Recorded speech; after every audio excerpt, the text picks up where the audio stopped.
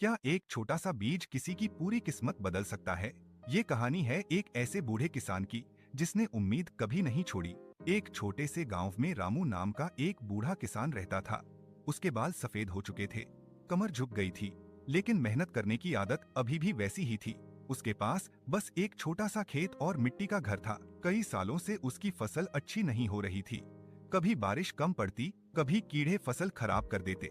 गांव वाले कहते, रामू काका, अब आराम करो, ये खेती तुम्हारे बस की नहीं।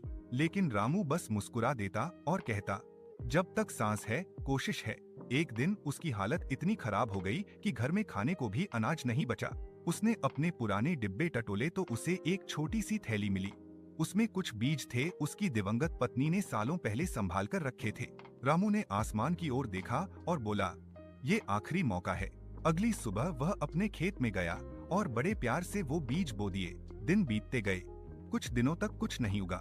गांव वाले फिर हंसने लगे, लेकिन रामू रोज खेत जाता, पानी देता और कहता, मेहनत कभी बेकार नहीं जाती। 2 हफ्ते बाद मिट्टी से छोटे छोटे हरे पौधे निकल आए। रामू की आंखों में चमक आ गई।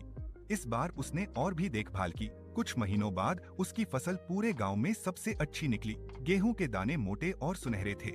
व्यापारी दूर दूर से खरीदने आए। रामू को अच्छे पैसे मिले। गांव वाले हैरान थे।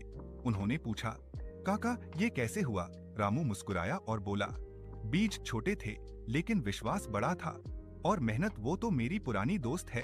उस दिन के बाद गांव के लोग उसे बूढ़ा नहीं, अनुभवी किसान कहने लगे।